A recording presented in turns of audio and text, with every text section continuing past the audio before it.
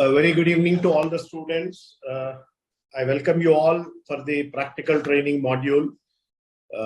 As we know that students not only need an academics and the articles background, it is the time that in the technological era, we need to have a hands-on training on all the technological platform as well as the latest development.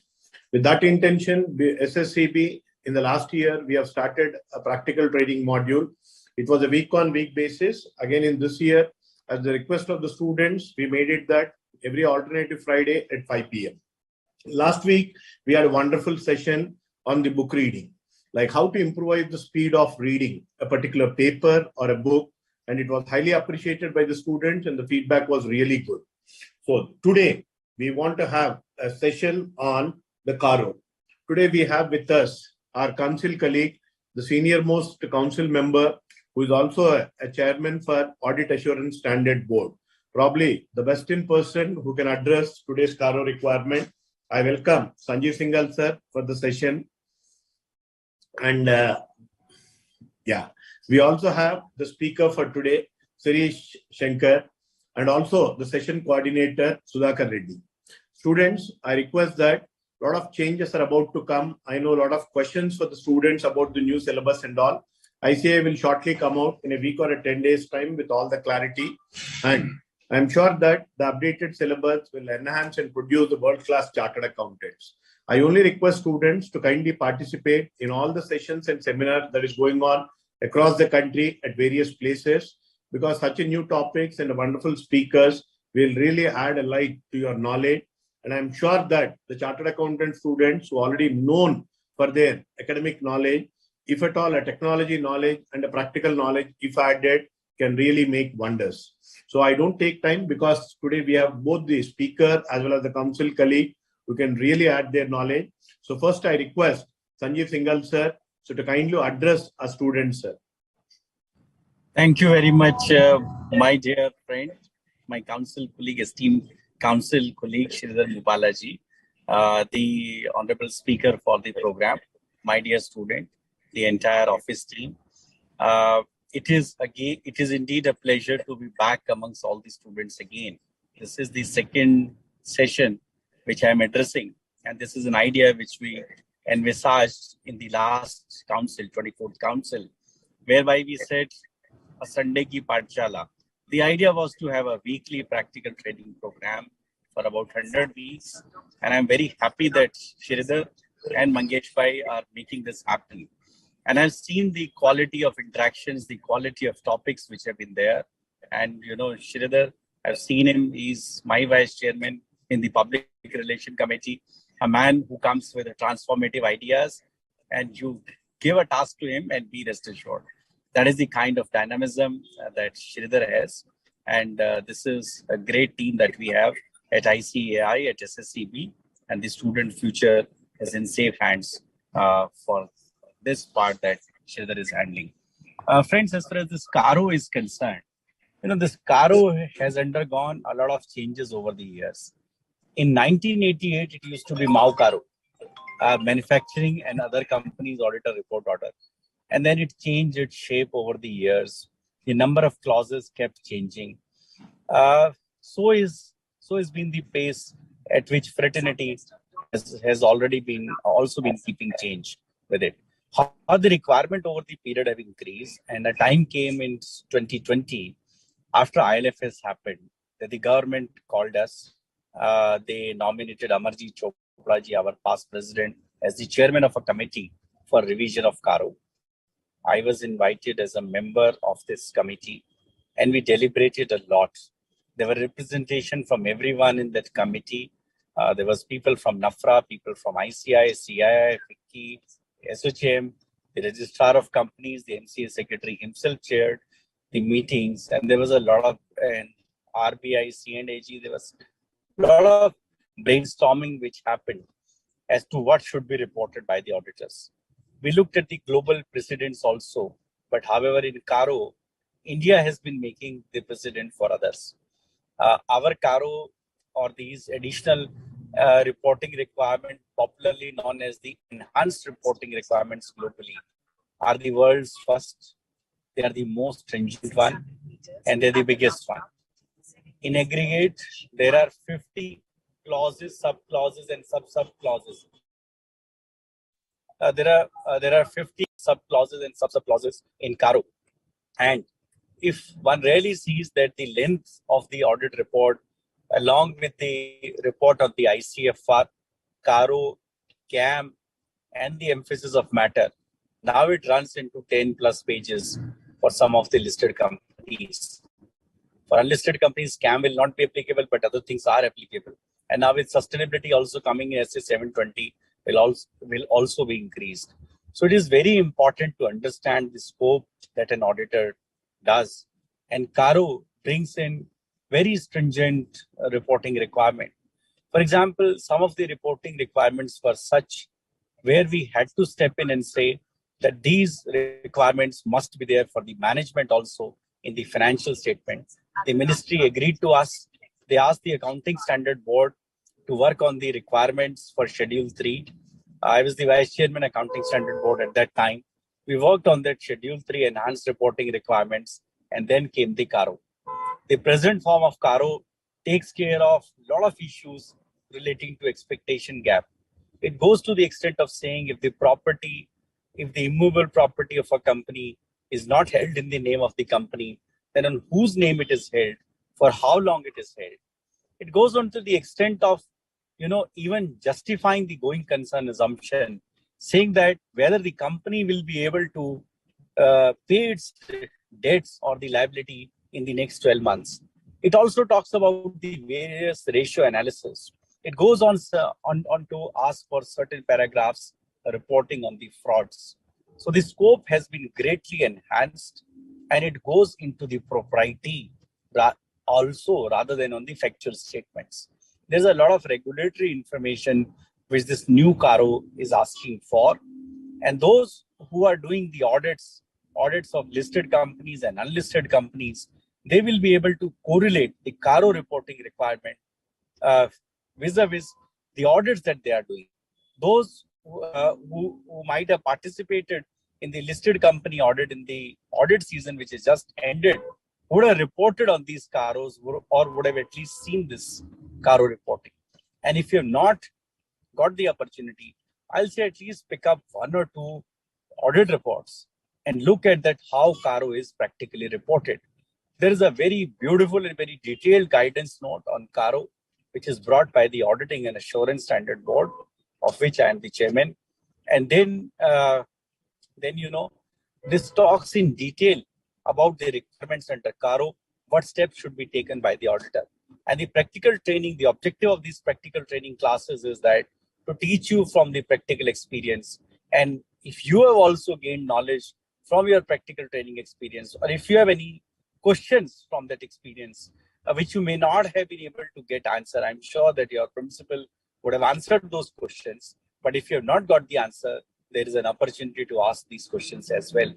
So friends, CARO is very, very important in an auditor's audit life cycle and must be viewed as a very, very or as a very, very fiduciary duty which the auditor is required to discharge.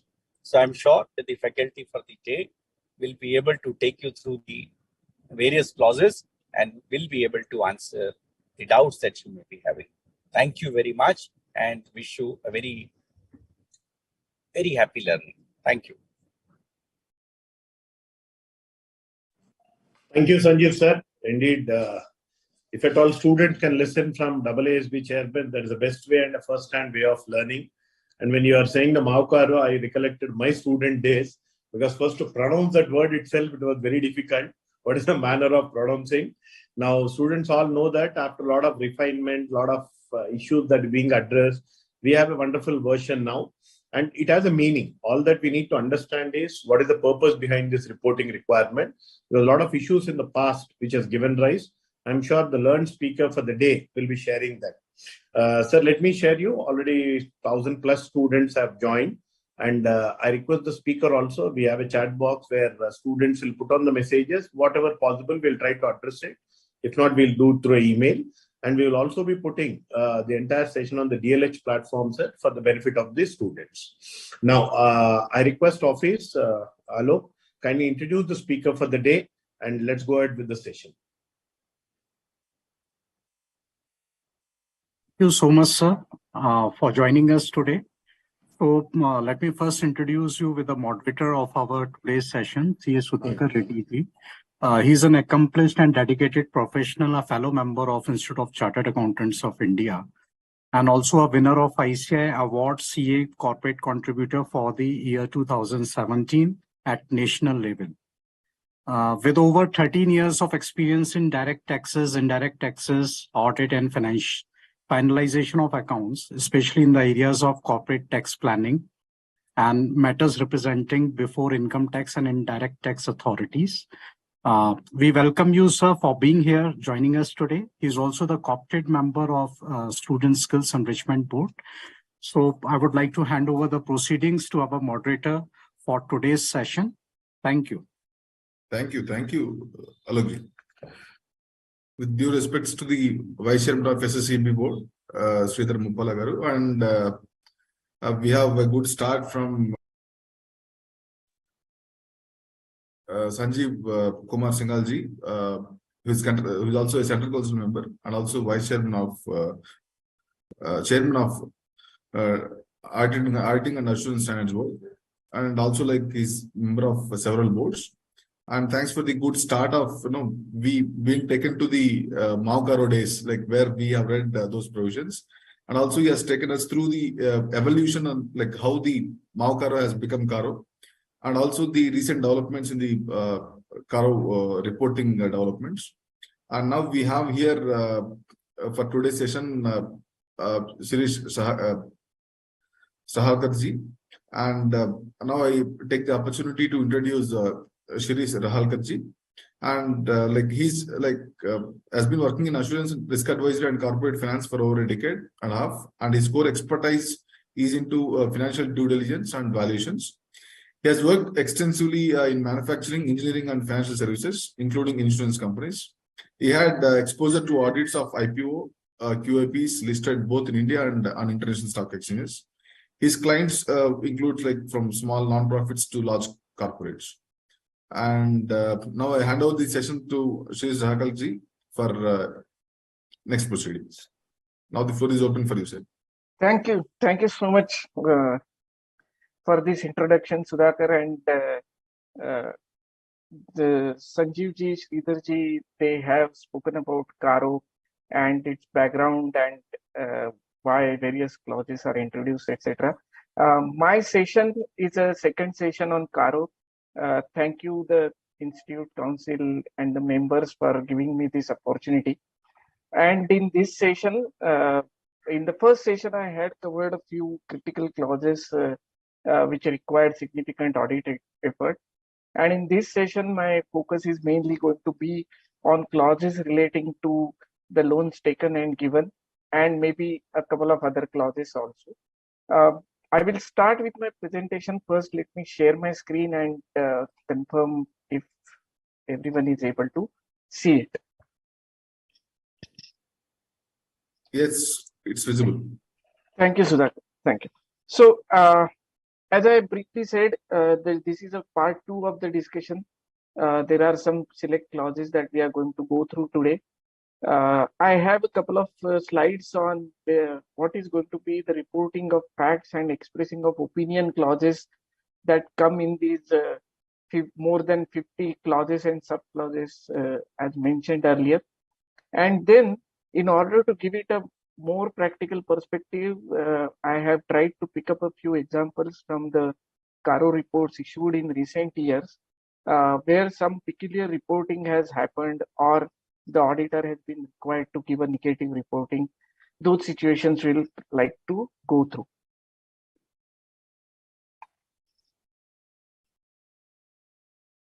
So the recap of last presentation is that I have discussed in the last time clauses mainly relating to inventory, PP, going concern, etc. And those clauses where we looked at what are the auditing efforts that are required, what is the detailing of reporting that is required, etc. We also did a comparison of Schedule 3 reporting and CARO reporting, and which are those areas where one has to, as an auditor, remember that the reporting under these two is aligned. We also looked at the materiality. This was mainly in order to give a perspective on the basis of the guidance note issued by the institute, which is a very comprehensive guidance note. Let me mention that again. And the guidance note provides us a very good direction and insight into how to apply materiality at each clause level. And then I had tried to give some tips on the reporting in terms of how to standardize and how to ensure that our reporting is accurate and complete. Today's discussion, as I already said, is mainly relating to clauses relating to loans taken and given by the company in various situations, including the acceptance of deposits. We will compare the opinion versus factual reporting and go through a few examples. First of the clauses that I'm taking up is reporting with respect to working capital limits. These particular requirements ask the auditor to confirm whether the statements filed by the company in compliance with a borrowing from a bank or a financial institution on a quarterly basis are in agreement with books of accounts. Now, possibly why this requirement came? Mainly because of the potential incorrect reporting by the companies to their lenders. This additional responsibility has been put on by the regulator on auditors. And here, if the returns are in agreement with the books of accounts, you are only required to confirm the fact. But if the returns are not in agreement with the books of accounts and what the borrower company has filed with the lender is different from what is disclosed in the books, you are required to provide the details. And therefore, it is kind of a preventive control on the company, because company cannot practically afford to have such kind of reporting in their financials. Another important, small but important dimensions of this reporting requirement is that this becomes applicable on the basis of limits sanctioned against the current assets, and that amount currently is 5 crores. Here, one as an auditor needs to remember that the compliance is on the basis of sanctioned limit, and what has been actually drawn by the company need not be looked into. Going slightly into the details, what are typically the documents that a company or a lender will be required to file with a bank or a financial institution when the company is borrowing against the current assets, and current assets will mainly include the inventories and book dates. So basically the stock statement, the book date statements, possibly depending on the bank's requirement, the aging analysis of both these or valuation of both these items will be required to be filed. Depending on the size of the loan, credit monitoring arrangement reports, for example, credit rating will have to be filed periodically. So while auditing this particular clause, the auditor needs to definitely look at what exactly is the arrangement with the bank or the financial institution, what has been required by the bank to the borrower to report, and whether all that reporting is being done by the borrower correctly. So that's basically the reporting required. Now, I have tried to identify some key considerations for each of these clauses that I'm going to discuss today. And in the context of this particular clause, let us look at what one as an auditor needs to keep in mind. One, that as I said, sanction limit and not the utilization of loan. Two, the 5 crore limit has to be seen on the basis of outstanding during any amount outstanding during any point of time during the financial. One has to also remember that the limit is to be seen as an aggregate of limits obtained from various banks. So there may be loans which are taken less than 5 crores from two or three or five different banks. If that collectively exceeds 5 crores, one has to report on this clause, and that again the sanctioned limit on the basis of security of current asset. If it is an unsecured loan, one has to exclude it. Credit facilities that need to be taken into account, both fund and non-fund based, will have to be taken into account. Not necessarily it will be a term loan or a working capital loan. It can be a guarantee limit obtained, bank guarantee or letter of credit limit obtained. Those also will come into picture. comparison of books of accounts is to be required to be done on a quarterly basis. In this context, one needs to remember that you may not be an auditor of, you may not be auditing or reviewing this particular company that you are reporting on a quarterly basis, unless it's a listed entity or for other reason it requires to report quarterly. Therefore, you will have to obtain the quarterly unaudited books of accounts or financial statements prepared by the company, as well as the returns filed on a quarterly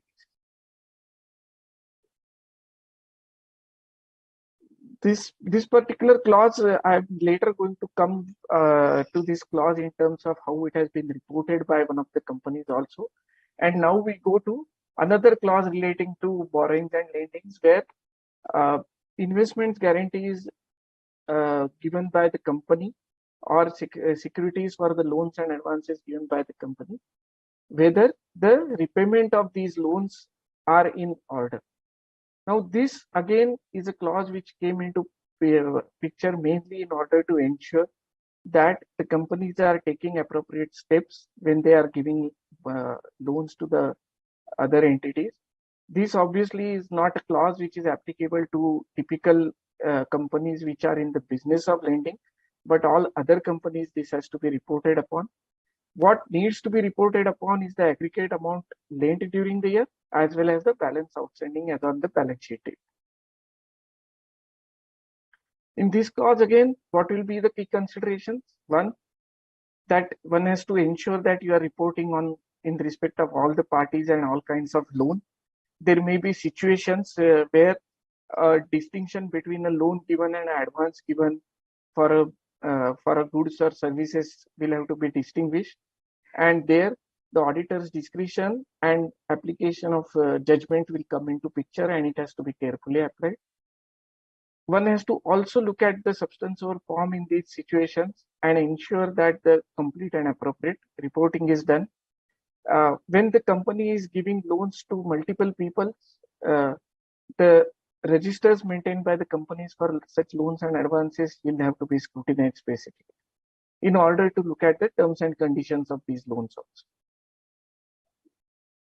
One more clause, one more aspect of borrowing and lending by the company, whether the investment made, guarantees provided, securities given, and terms and conditions of grant of such loans and advances, the nature of loan, whether they are prejudicial to the interest of the company. That is a very, very specific question that has been asked. And in answering this question, one has to carefully understand that this question will become critical, especially when the loans have been given to the related parties or to companies which are related to the company's business in some way, and the company has not been charging interest to these parties, or has not obtained the securities from in respect of these cases. Now here again the auditor's judgment comes significantly in picture, and one will have to carefully evaluate these kind of loans in the context of the operations and nature of business of the company, and arrive at a judgment whether there are any loans which are given which are not in the interest of the company. For example, a very raw example, if I can give, that the company has been borrowing at a rate of 8 or 10% from banks, financial institutions, or any other outside party, and giving out that same loan at a nil or no interest rate to some party. Now, unless there is some other commercial justification, this kind of situation will immediately raise a question in your mind whether there is something happening which is prejudicial to the interest of the company. Interestingly, this clause is applicable to all companies, including even the companies engaged in financing business. There is one more subclause which relates to loans and advances which are in the nature of loans and where the repayments are regular or otherwise. You are required to specifically provide details of the loans which are outstanding for more than 90 days, and one has to give a affirmative reply to whether the reasonable steps have been taken by the company for recovery of such loans, interest as well as principal.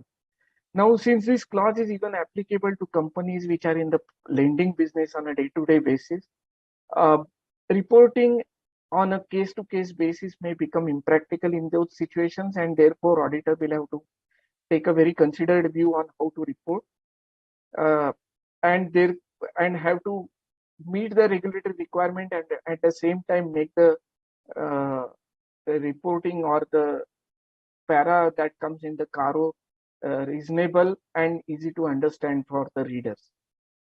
Reasonable steps taken for the recovery and principal will be again a very subjective question, and auditor will have to exercise his judgment in terms of understanding whether the steps have to be considered reasonable or otherwise. This will become even more important, especially when you are dealing with a lending institution or you are dealing with a very peculiar lending where there are different business considerations that company has got, and the party is related to the company in some manner or the other, not necessarily a related party.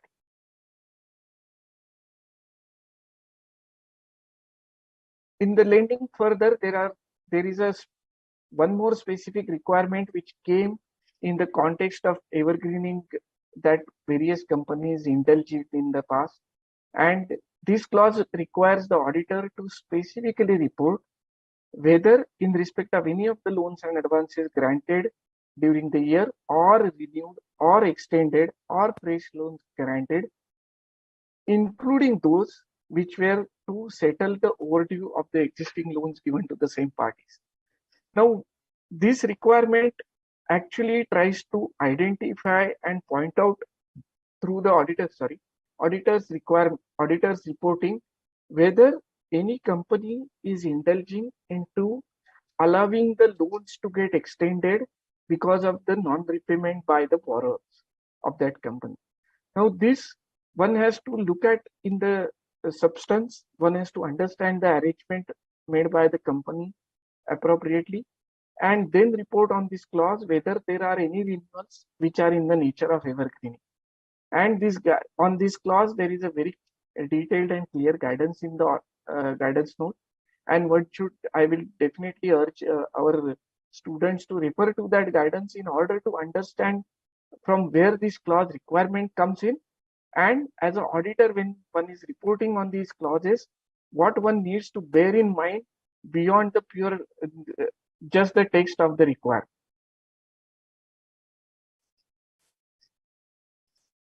This is an interesting question relating to the clause whether the loan falling due on the balance sheet date has to be considered, because the renewals, one will typically think that whether during the year whatever happened or settled or extended only has to be considered. The guidance note is very clear on this, that even the renewals that happen or extensions that happen after the year end till the date of the audit report also needs to be taken into account while reporting on this clause.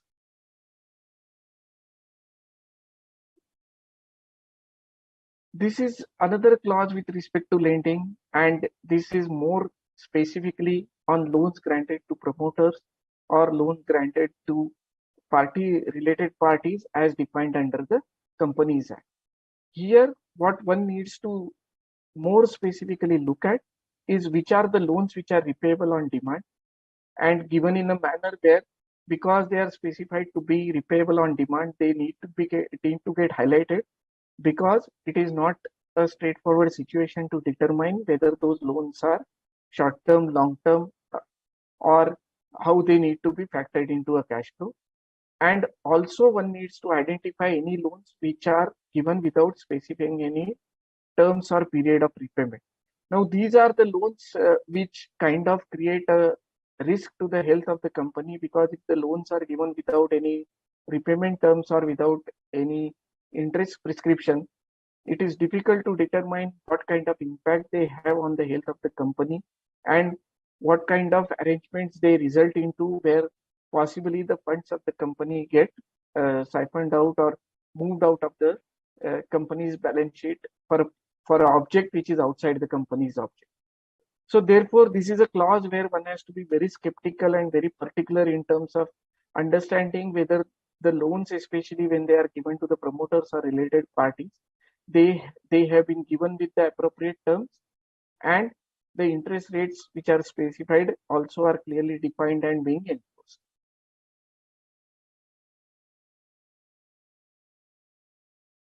This particular table that I have tried to disclose here, present here is mainly in order to give you a perspective of how typically details of loans given to group companies or related parties, as well as loan given to others, will be disclosed in the CARO, and what all needs to be covered in, as I said, including the guarantees and securities provided on behalf of these parties, which though not in terms of immediate monetary outflows, but create exposures for the companies and potential liabilities for the company.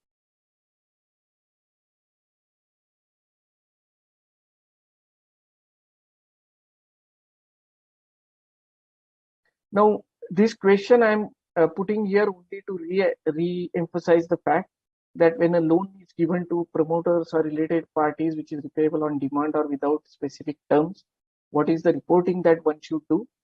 Very clear. The fact has to be brought out unequivocally and in a most straight manner in your audit report. There are two important sections in the Companies Act in relation to the lending and borrowings by the company. One is Section 185, where there is a very specific prohibition on giving any loans to directors directly or indirectly. And there is one more Section 186, which relates to investments by the companies or loans by the companies in the context of the net worth of the company. So in both these cases, one needs to carefully understand the provisions of these two sections, the applicability of these two sections to the company, and then therefore in that context, understand the financial the line items in the financial statements which need to be evaluated or taken into account. In the context of these particular sections, one needs to look at the registers, including the register under Section 189 maintained by the company. And also it will be very important to read the minutes of meetings of the company in order to see whether any of the transactions have been identified to be covered under these sections. And then from there pick up the financial statements item in order to scrutinize. While the loans to directors are prohibited, there are some very particular exceptions also made. And the typical exception is loan to a managing director, which is given at an applicable interest rate, which is not supposed to be lower than the benchmark rate, and it is in terms of the employment contract, and there is no any peculiar deviation made while granting these kind of loans. So 185, as I said, reiterate, prohibits loan being given to the directors, and therefore one needs to be very careful, because further there is a very strict penal provision under the Companies Act where there are consequences for the officers of the company as well as the board of directors, and therefore verifying all the loans given during the year in the context of this section is important for the auditors. Section 186, I need not go into the details of the provisions which talk about the 60% of paid up capital, free reserves, etc., because this is a very old provision which has been there in the Company Act for a long time, and most of us are aware about it. What I will talk about is that the investments which are made in this context will also be available for your information through the file register maintained by the company in the form MBP2, as well as stated in the earlier slide, one needs to look at the minutes of the meeting as well as the Company Act records of the company in order to see which are the transactions which need to be covered and reported under this. The next slide, the different type of borrowing by a company, acceptance of deposits. This clause is not required to be applied in respect of the companies whose business is of banking or non-banking finance company, because they are already regulated by the RBI and there are very specific provisions. However, the companies which accept public deposits in terms of sections of the Companies Act, section 73 to 76, in respect of those companies reporting under this clause is required to be done. There has been an important recent addition to this particular clause, where the amounts which are deemed to be deposits also need to be reported. And I'm going to be coming to that in a while, because when I'm talking about the acceptance of deposits and which are the items which are classified as deposits and which are the items which are not treated as deposits, one needs to know that any subscription to securities, which is an important provision, which remains where the securities remain unallotted for more than 60 days, those amounts become get classified as deemed deposits. Advances of such securities or application money advance which has not been refunded to the subscriber, they become deemed deposits. Advances received for goods and services, advances received in terms of creation of or a sale of a immovable property, advances received in the normal course of business where supply of goods and services is involved, all of these do not get treated as public deposits. However, one needs to remember that even these advances, when they fall in a particular situation, they can become public deposits, especially as you can see, it is specifically stated that even the normal trade advances, if they cross 365 days, they become public deposits unless you are able to prove otherwise.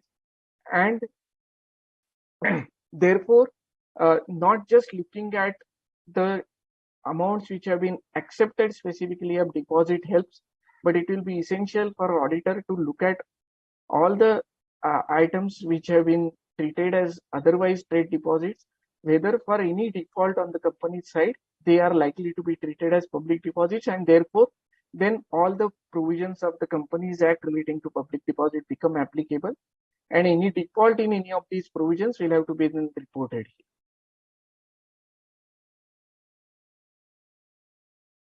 Sudhakar, I hope I'm going at the right pace, and Yes. I'm audible continuously. Yes, no issues. Thank you, Sudhakar. Thank you. Just to confirm, because I've been continuously speaking for some time. So these are some provisions that I have put in here relating to public deposits.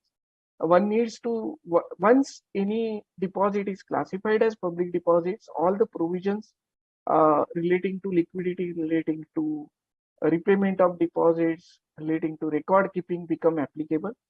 And therefore, as an auditor, it will be our duty to confirm that all these records, all these returns have been maintained and filed by the company.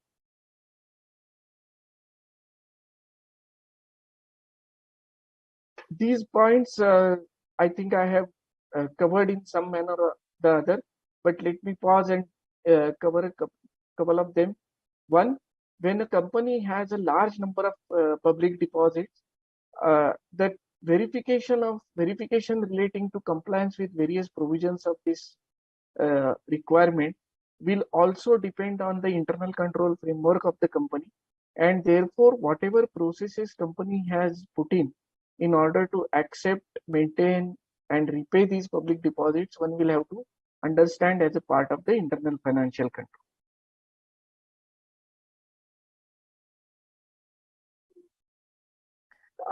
Let me digress a bit slightly just to change the topic of loans, deposits, this, that accepted by the company.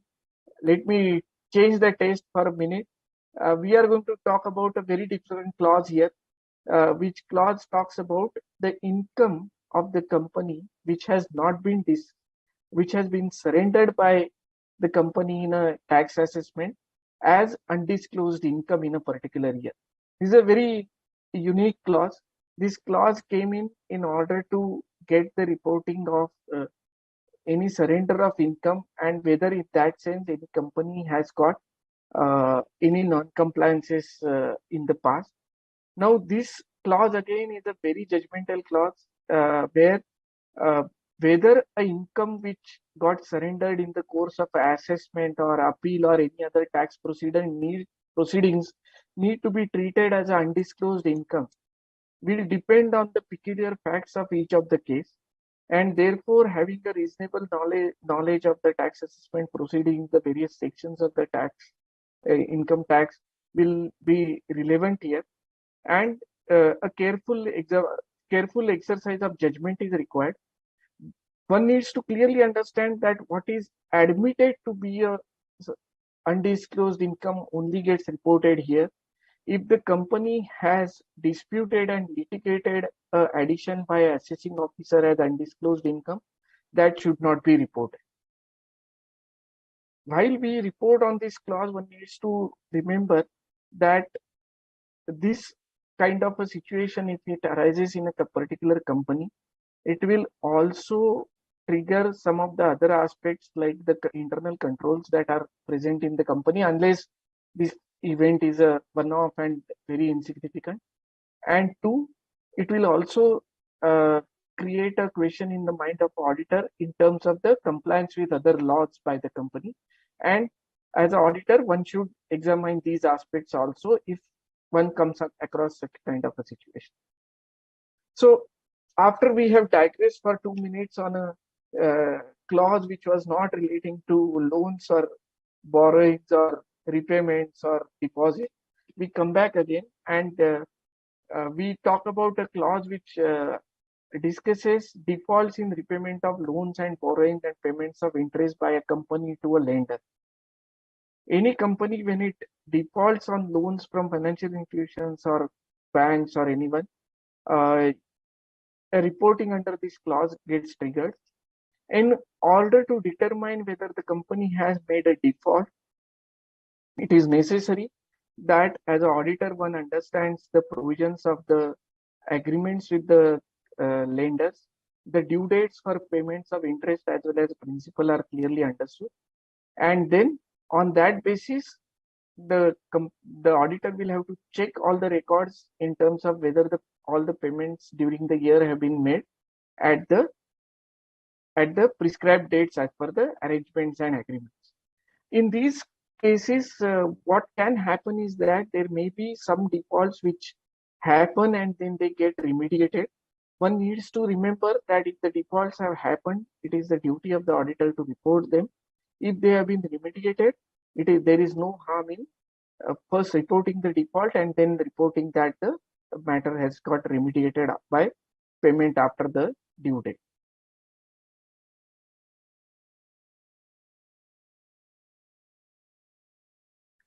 This is again another reporting which relates to borrowings by the company, and this reporting requires you to confirm whether the term loans obtained by the company have been applied for the purpose for which they have been obtained. Here, understanding the sanction letter provided by the lender is very important, because the sanction letter will specifically mention what is the expected utilization of these term loans, and based on the sanction terms, one has to confirm whether the loans have been utilized for the purpose for which they have been obtained. Here, obtaining a appropriate evidence in terms of record of utilization is critical. What typically happens in large organizations from a practical experience is that the loans may have been obtained for fairly generic purposes or purposes called as general corporate purposes, and then there it may not be very straightforward in order to determine whether they have been applied for the purpose which they have been obtained. And here the auditor's discretion and exercise of judgment will come into picture. This clause is mainly from the perspective of determining whether the funds have been diverted by the company, and therefore if the loans remain unutilized, one needs to carefully understand whether that loan remaining unutilized is as per the schedule of capitalization. For example, if the loan is taken for a capitalization, or whether the loan has remained unutilized for some other reason, like the acquisition of an asset or a disposal of some other liability couldn't happen in time. Now, all these related facts will determine how you report on these clauses and what kind of nature of reporting that is going to be required. It's not always possible to establish a one-to-one relationship with the amount of the term loan and its utilization. And therefore, understanding the fund flow of the company and the cash flows of the company during the year and being able to conclude whether the utilization is appropriate or otherwise will require some amount of number work as well as exercise of judgment by the auditor.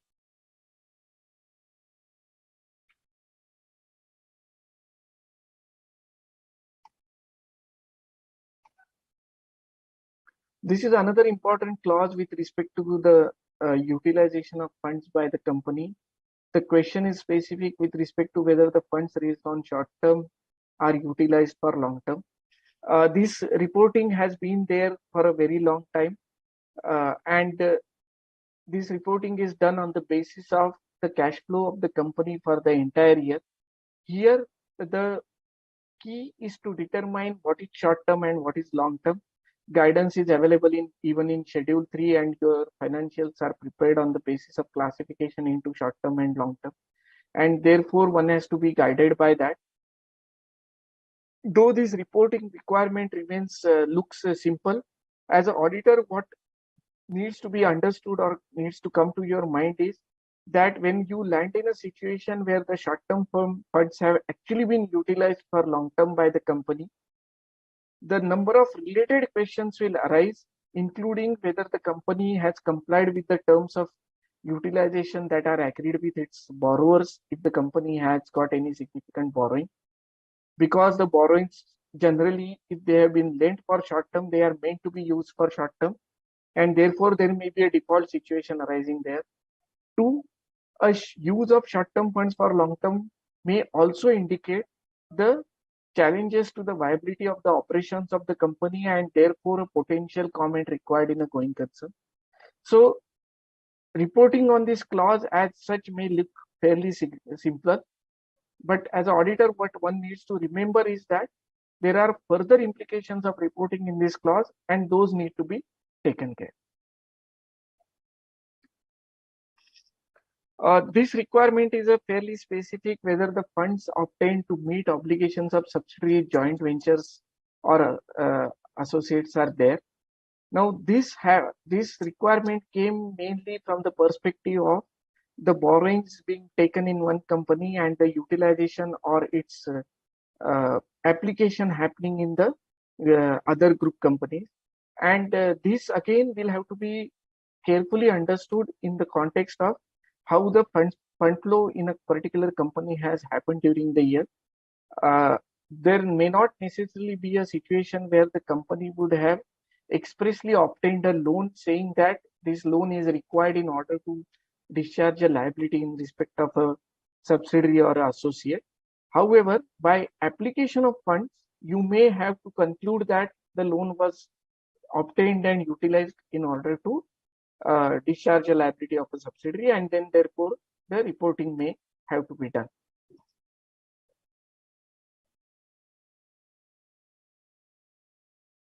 And this again is a requirement which relates to the subsidiaries, joint ventures and associates. This is a reverse situation where the funds have been raised by a company by its securities held in subsidiary, joint venture and associates.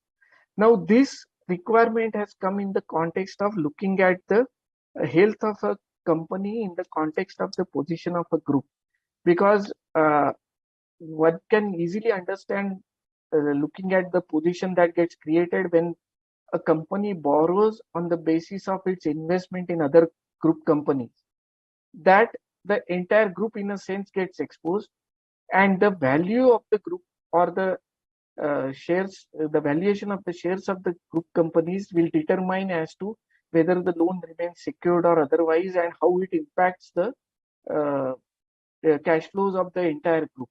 And therefore, if the company has made any borrowings in this manner, one needs to understand as to what kind of implication it has got for the group, and also report on this clause on a factual basis if any of the securities or any of the shares of subsidiary, joint venture, associates, etc., are given as given for the borrowing.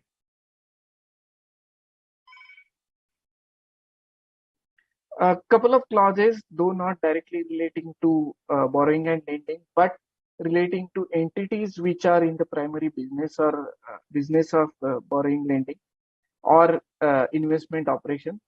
There is a specific requirement of confirming whether the company is required to be registered under Section 45 IA of Reserve Bank of India Act, and this registration is required when a company is engaged in the business of non-banking financial operations.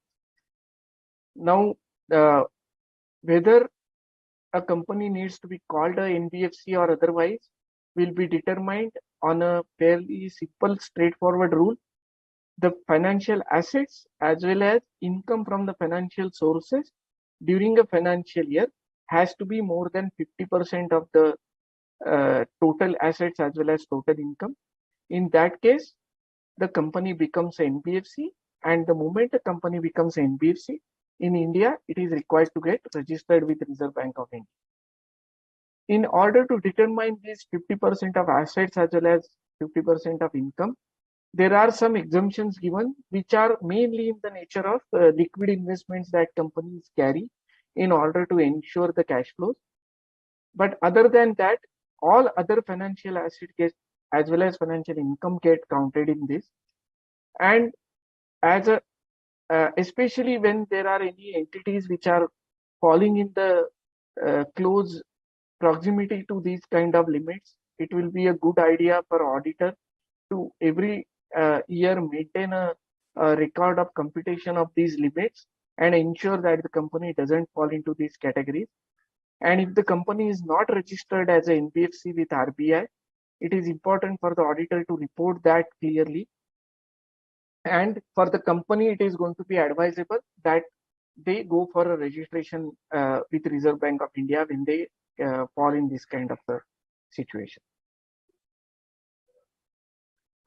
This is another clause similar to the one which we spoke about earlier, and therefore I may not dwell too much on it. That has the company during any financial year carried out a NBFC or housing finance business without a valid COR. Now you came to a conclusion under 45 IA that the company required a registration.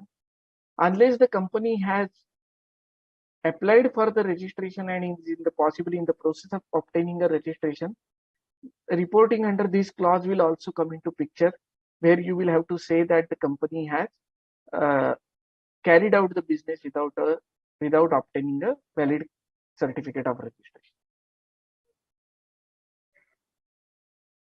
We are going to come out of these financial services angle now, where we were talking either about the borrowings, the lending, the deposit, the RBI registration, etc. We are now going to come to a very peculiar clause relating to the CSR expenses.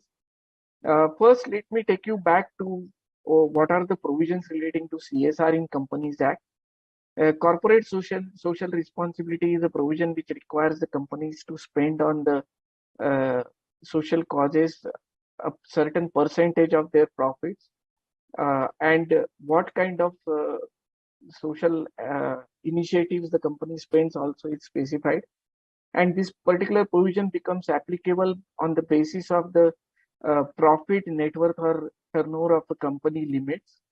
And once those limits apply, the company has to comply with all the provisions of Section 135 of the Companies Act, which not only requires the companies to comply with the CSR provisions, but also requires the board to form a CSR committee to maintain all records in relation to CSR.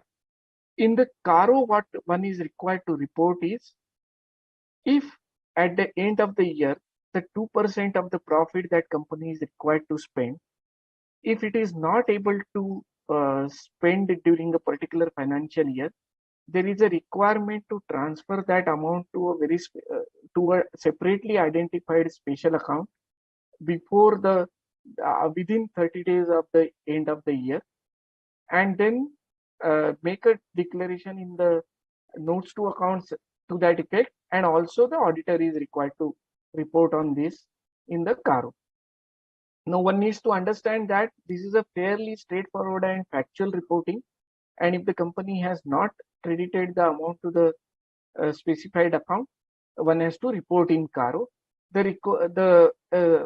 Apologies for my mistake. The time available to make a deposit into this account is longer than 30 days, and therefore there can be some situations where at the time of issuing your audit report, the company may not have transferred the amount to that account, but there may be still time available with the company to do the same, and therefore the reporting may have to be made accordingly.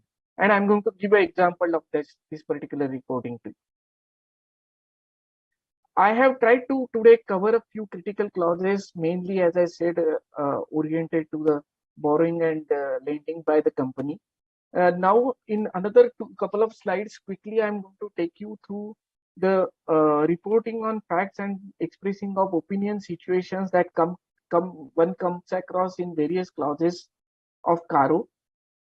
Here, what I'm trying to identify or trying to explain to you is that there are some clauses where the reporting is fairly straightforward and one has to simply report on the basis of hard facts and numbers. And there are some clauses like internal audit, adequacy of internal audit, where an exercise of judgment is required. For example, in property, plant and equipment, you are required to comment on the frequency of physical verification.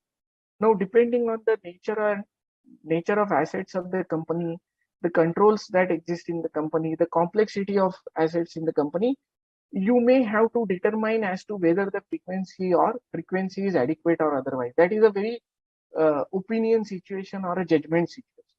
While maintenance of cost records by a company is a fairly factual situation, where cost records are prescribed for the company on the basis of nature of products of the company or not prescribed. So I will not dwell through each and every clause and not bother you with explanation on each and every clause.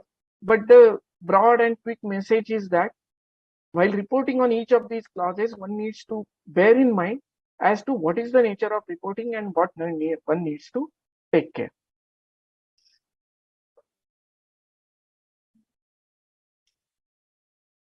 Now, in order to take this discussion forward, and as I had promised, I'm going to share here a few peculiar reporting situations from published accounts.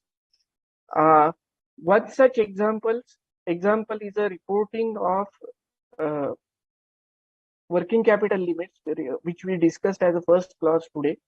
This is a case where the company is required to file the returns which are relating to their book dates, and what the auditor has noted is that these quarterly returns that company is required to file with their lenders, that is bankers, there were differences in these returns when they were compared to the books of account. However, the auditor has reported that these were not significant. Now here, it is important for the auditor to decide as to how he has exercised his judgment and whether those differences were really not material in the context of the company. And I have actually, these are all from the listed entities and published accounts. So actually I can give out the names of these companies also. However, I have removed them in order to avoid any bias in terms of understanding the perspective. But here you can clearly see that the auditor is using the word not significant and the company is using the word not material. If you ask me as an auditor who has been practicing this particular reporting for some time, I think the company has actually interestingly done a more appropriate more appropriate wording of saying that it is not material. What happens is that the moment you use the word material, you are able to put it in the context of materiality in the relating to the financial statements of that company. And therefore, if you ask my view, the auditor also should have used the word material. This is a typical reporting where a negative reporting was required. Now, this is another case where the company was required to file the quarterly results only with the bank, possibly because I am not privy to the agreement of this company with that bank. So what from the reporting I could figure out is that the company was only required to file the audited or unaudited or reviewed financial results with the bank. And because the company is listed, possibly company took a view that bank has access to my results the moment I file them with the stock exchange. So I don't need to physically file them. And therefore, in the notes to accounts, company made a categorical statement that however the quarterly returns or statement comprising quarterly financial results are not filed by the company to such bank or financial institution, as these are published financial results and are available to the company website, available on the company website for public, including such banks. Honestly, I'm not sure why a rigid stand like this was required to be taken by the company. Company could have simply, additionally sent a set of results to the bank. But nevertheless, okay, company took this stand, and auditor also, because this is not, if you strictly follow the text of the order or text of the CARO and possibly look at the text of the agreement with the bank, this is technically a non-compliant. Therefore, possibly auditor chose, the company chose to disclose in the notes, and auditor also decided to report it accordingly in the CARO, where auditor also reported that the company has not filed the returns with the bank. However, they are being a listed company, they are available on the stock exchange.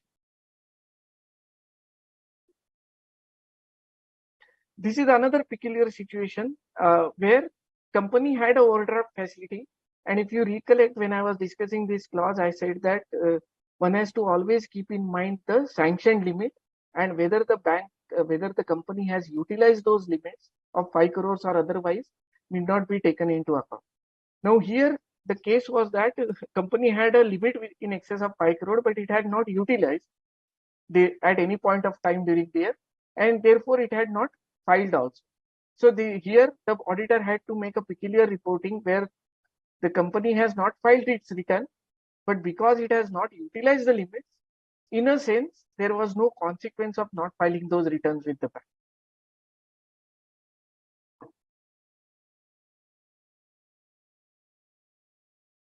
This is a reporting with respect to loan given to a subsidiary and whether the repayment has been timely or otherwise. And as you can see, a detailed reporting is done here, including giving the breakup of these particular subsidiaries whom the loans have been given by the company in the Schedule 3 disclosure as it is required. And the auditor has reported here that company had granted a loan of 425 crore to a wholly owned subsidiary during the year, and the repayment terms of the loan were revised during the year. Now, this is a peculiar situation where you are required to see whether the terms and conditions are not prejudicial to the interest of the company. You are required to see whether, being a related party transaction, it has gone through the appropriate procedure, etc. Now, because the loan terms and conditions were revised, the auditor has specifically reported that. And auditor has also reported that the company has since repaid the term loans after that particular revision.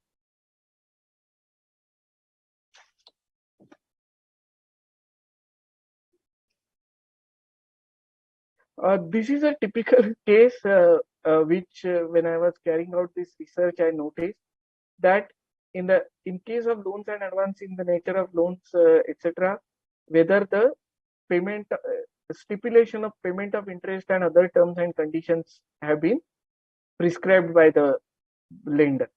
Now here, what has happened is that the auditor has said that in the absence of stipulation of repayment terms, they are unable to comment on the regularity of repayment of principal and interest.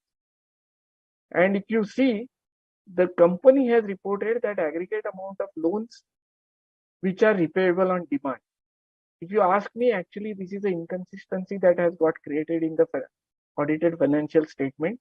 And as an auditor, one needs to be wary of such situations. And therefore, if you recollect in my past, the last presentation I had while comparing the Schedule 3 disclosure as well as the CARO disclosures, I had said that as an auditor, one needs to be careful that what we report in CARO and what company reports in Schedule 3 has to be consistent unless it is unavoidable or it is a conscious and peculiar situation that you have to address.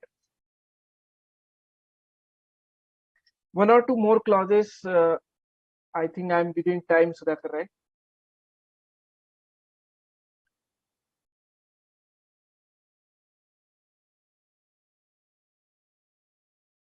Now, this is a typical clause where the non-applicability was required to report it, and the company being in the infrastructure facility business, the provisions of 185, 186 had become non-applicable to them.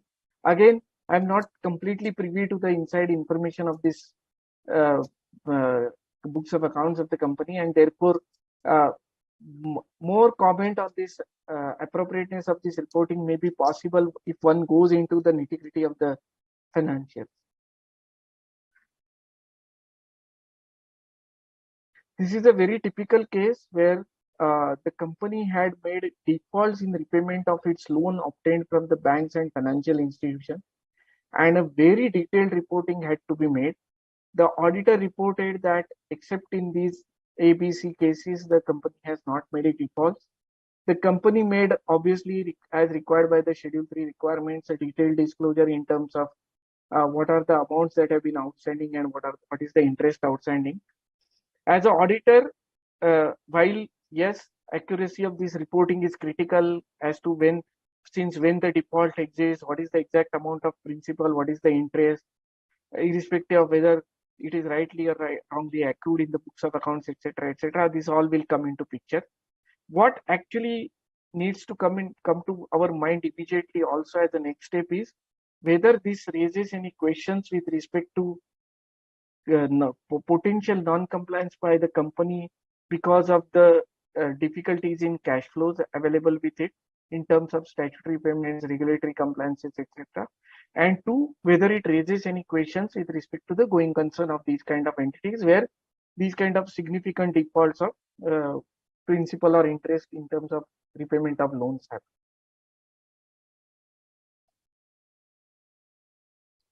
This is a clause which today we haven't presented, but I thought it may be useful for us to take a look at one of the clauses which talks about the utilization of IPO proceeds by the company. Here you can see that in this case the company had made a preferential allotment to its shareholders of a significant amount of shares and raised around 2,000 crore rupees during a particular year, and a major chunk of it remained unutilized at the end of the year. Now, this is again a very, very factual and specific reporting. And as an auditor, here the reporting, as you can see, is very clear that pending utilization of funds raised by the issue of equity shares, fund aggregating 1,565 crores were temporarily invested in short-term liquid investment and bank deposits. Now, this is an example of how a clear and precise reporting is done. On this point itself, the company is also required to make an appropriate disclosure in the financials and Schedule 3 notes. You can see that company has also made a corresponding disclosure. One of the clauses that we discussed today related to the companies engaged in the non-banking financial services business. You can see here that as I said, the 45I, which is a section requiring registration by NBFCs. Also, whether the company has carried out any business as non-banking finance company or not without registration. Whether the company is a core investment company, a subset of non-banking finance company. All these have been reported here, and you can see that since the company was falling into the category of a core investment company, the auditor has clearly reported that it is a core investment company. However, the company has not obtained registration from Reserve Bank of India, as the company continues to fulfill the criteria of being exempted from registration. Now, this is the specific level of understanding that will be required when we are reporting on these clauses. And in the context of this clause, let me highlight that any clause of CARO, the moment you have to report a negative or a situation where there is a non-compliance, one needs to remember that the nature of non-compliance, possibly the reason of non-compliance, as well as if there is a peculiar situation like this where though the company, sorry, yeah. Sorry to interrupt, your video is struck. Sorry? Oh. Your video is struck. Sorry, just give me a moment.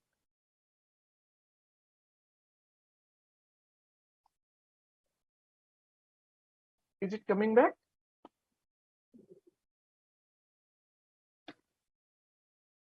Sorry, now I think it should come back. Thank you. So, apologies for that, possibly because of the poor connectivity. What I was stating is that the moment any negative reporting is there, one needs to carefully understand 2 or 3 aspects. One, that the negative reporting has to be explained and the reasons for that situation has to be provided. 2, if the situation has been remediated by the company or the management in any manner, if that remediation needs to be brought out in the context of the clause reporting, that also has to be brought out. And these kind of considerations have to be kept in mind while reporting on each clause of the CARO.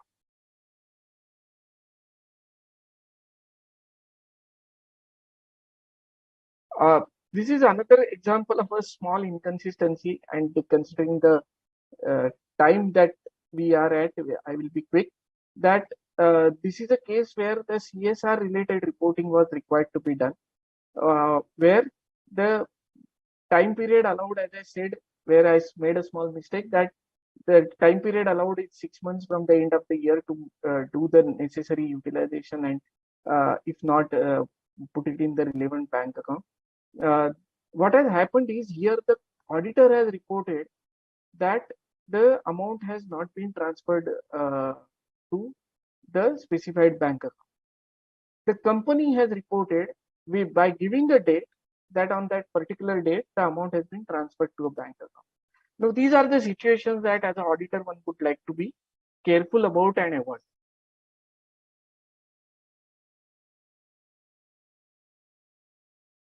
Thanks a lot for the patient hearing. I think I have tried to cover the subject given to me and tried to give as much practical perspectives based on my experience as well as some amount of research that I was fortunate to do on this because of the preparation for this particular discussion. Over to you, Sudhakar, in order to take the question answers. Yes, Shirishji, once again, one more wonderful session from you, and detailedly explained all practical aspects as well. You've taken the hardship of bringing all the financials, major. Thank you so much. I think that was a very useful research for me also. Yeah, because how the auditors reported and how the management also reported, those things also you brought.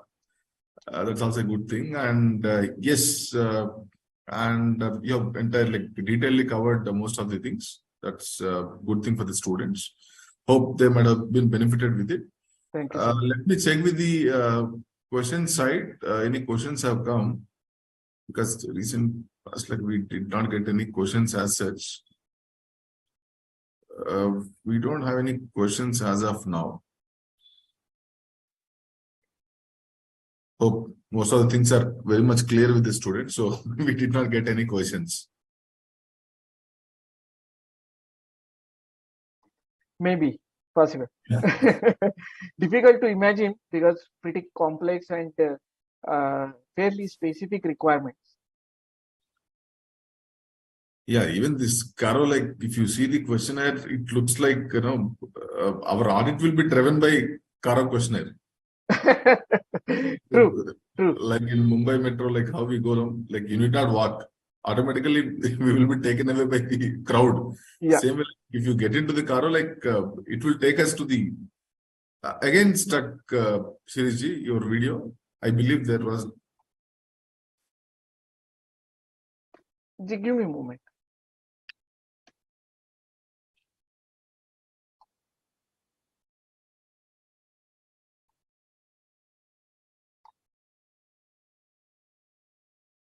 Just a minute. Kapilji, I could not see. I logged into the portal. Yes, sir. There are a few questions. I read out. Sure. Okay. One student, Simran from Ajmer, has asked practical implication of CARO. If you, Sirish ji, can tell few words on that. Practical implications.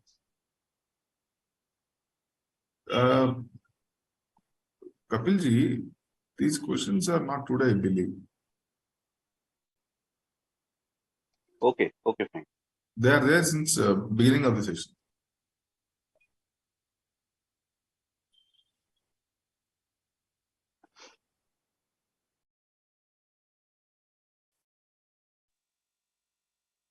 Sudhakar ji, you may please deliberate for 5-7 minutes. When he has delivered an excellent adding by me, will not do that because this class by class explanation he has done in very detailed way with a practical approach. I believe there will be many questions. If I can slightly digress, I just thought I should share this particular aspect, aspect with the students here, not relating to CARO, nothing. While I was preparing this presentation, something that has been discussed in recent past at various forums, and which is a buzzword even exactly today also, because Mr. Sam Altman is in India, who is the CEO of the OpenAI, that is the ChatGPT CEO. In that context, I wanted to share something that while preparing this presentation, you'll be surprised that I have not designed any of these slides. I have only brought in the content, and Microsoft has designed the slide for me. The latest version of Microsoft has got a feature called as Designer. Latest version of Microsoft PowerPoint application has got the feature called as Designer. And after you put in the basic contents, that Designer only suggests you what all designs you want to apply. Is it like? And you can simply apply that design. That's so it can extend to any number of pages. Yeah. Every slide you can have a different design. So I thought that students need to be aware that this is the extent to which, see, this is if you ask me, this is a AI in a limited sense, because you will be surprised even certain images that the designer provides when I'm preparing a presentation, they are on the basis of the words that I have used in the presentation. Okay. So this means AI has reached these stages. Yeah. Now, one doubt for me, Shirishji. Yeah. Like CARO, like we are talking about the loans given to the banks and all. Like, are they deviating from the quarterly financials being reported? Right. Is there any clause in CARO which says, like, for example, these days, many corporates are giving financial results to different regulatory bodies. For example, RERA, Real Estate Regulatory Authority, is also another statutory body which is expecting compliances from most of the construction companies. Yeah, right. Now, if we find any deviation, like from the RERA certification to say the certified statements given to the loan utilization certificates, etc. Right. Like, to the financials, how do we report? The thing is you that. Got my question? Sorry? You got my question? Yeah, absolutely. What happens is, from the company side, corporate side, from the client side, they will have a feeling that I can give any report to RERA, so that report is different. I can give some other report, utilization certificate, to the bank, that is different, and your financials are entirely different. So I can give any number of any types karke their version. Right. Sudhakar, if you ask me, having a situation where you want to report an inconsistency, the problem is that CARO is pretty specific, and the questions are articulated in a manner where the replies have to be specific to the question and specific to the provisions of the act wherever they are applicable. Therefore, possibly reporting on these kind of inconsistencies may not be applicable or possible under CARO. However, today at least, and you may be possibly giving an idea to the regulator to add one more clause. That is true, because I cannot go ahead with, no, an auditor cannot go ahead with giving a qualification report, like qualified report, he cannot give just because they are giving different statement to different authorities. Agree. And at the same time, the CARO do not provide such clauses. So then I get a doubt, like, where should we report? Like, see, there are a couple of aspects to this. One is that as an auditor, one needs to carefully evaluate whether these kind of inconsistencies in reporting are raising a question mark on the accounting principles that company is following. Whether the accrual of revenue, whether the accrual of costs, whether that is in line with, that is really in line with the accounting principles that are required to be applied. Because if as an auditor, if there is a reporting which is happening inconsistent with the accrual, and if I'm not required to express a opinion on that reporting, my hands are really tied in us. But if because of that reporting, I have to, as an auditor, start rethinking whether the accrual process is right or wrong. That is possibly a question that one needs to answer. Second is, this has a bit of a non-knockler implication also, because you are becoming aware of in a sense, a non-compliance when somebody is filing a incorrect return. Third is that if these returns are being consciously filed incorrect or inconsistent, that's a very different situation. Possibly, we don't have an answer for that, because then you are in a very a situation you don't want to be. But if the returns are going incorrect because of any control failures within the company, where there are no appropriate checks and balances to ensure that the information is consistent, then as an auditor, you may want to look at your IFC report or look at your assessment of the controls in the company. So if you ask me, these are a few things that come to my mind. but thank you for like throwing some light. But I thought, like, even one another concept called NOCLAR, non-compliance for the regulation, other regulations and laws and regulations. NOCLAR has come. Right. That is anyway part of the code of ethics. It's not part for, like, it's something not mandate for the companies, but it is mandate for the chartered accountants. Right. Having implemented NOCLAR, maybe that was postponed to my knowledge. So infinitely, like, they did not announce the date institute at as of now. NOCLAR. October 22, if I'm not wrong. It happened on 1st October 22. Yeah. Postponed. So even if that is effective, where should I report? Because you are saying NOCLAR is effective. Because if the company is like showing a blind eye towards the other laws and regulations under which it is operating, auditor is expected to comment on it. That's what the expectation of, like, including that particular NOCLAR. If that is the case, some relevant amendment must be made either in, say, CARO or some place to raise our voice. Otherwise, having implemented NOCLAR, what should I do? See, that today, since this is a effort which institute has made, you can only report to the institute. Okay, that this has happened. However, then the question arises as to what next? What is the consequence? How will the consequence happen from there onward? And what will be your position and role in that context? Yes, that's possibly a question not answered, and it may have been answered. At least to my knowledge, there is no path after that. It should be taken to the at least auditing and assurance board. At least, like, maybe Sanjeev Agarwalji, like, was there, so we should have put it to him. Anyway, because that has to be answered at some point of time. Yeah.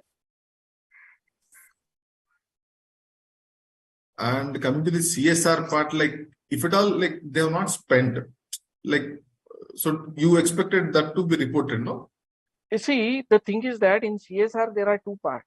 Okay, one is projects which are ongoing, the company has undertaken, and 2, where there is no project identified or the project has not the funds have not got committed to a particular project. Right now, the reporting says that if there is a project which is not identified, or there are no funds which are partially applied or already assigned to a project, then that amount has to get deposited into a specified bank account. If the projects are ongoing, that requirement is not there. So what one needs to look at is that if suppose, see, this typically happens that companies get companies make these arrangements, or companies come to know of the exact profit situation as well as the 2% of that they need to spend maybe in the later part of the year, and therefore identifying the project, making the necessary evaluations, and then effecting that spending appropriately can sometimes get delayed, and then therefore there may be a very regular and genuine situation where the some part of the required amount has not been spent as on 31st of March. Very clear, the company needs to make that deposit, and 2, the auditor has to report that whether that deposit has been made or not made, and if that deposit is not made because of the time available, etc., in that case one needs to report the amount that needs to be deposited. You mean to say we need to quantify? Yeah, quantification has to happen. That there is no option available. Okay. Thank you, Shiriji. And yes, anyway, you have detailed explained like long-term loans taken from other than banks and all, like how do we deal with, and that's a good thing. And Kapilji, let me go ahead with the word of thanks. With your permission, sir, I take this opportunity. Please. Okay.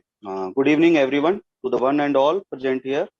Honorable Chairman, sir, CA Mangesh Kinre, sir, in absentia. Respected Vice Chairman, CA Sridhar Mupalaji, and keynote speaker, CA Sanjeev Singalji, and all the participants. It is such an honor for me to get the opportunity to thank you all dignitaries. On behalf of the SSEB Board of Studies Operations, I extend a warm welcome to the students present online in webinar in large numbers. I would like to express my gratitude to all eminent speakers, CA Shri Rahalkarji, for their presence and contribution to make this webinar a great success. I would like to thank you for inspiring and encouraging us with your words and enhancing our knowledge by a wonderful and informative session. Special thanks to our board member and moderator, CA Sudhakar Reddy ji, for providing immense support to make the webinar successful. I must thank SSEB team for working hard for every event to make this series of webinars successful day by day. I congratulate all the participants for their active participation. Thank you everyone once again for making it a great success. Thank you. Thank you, sir.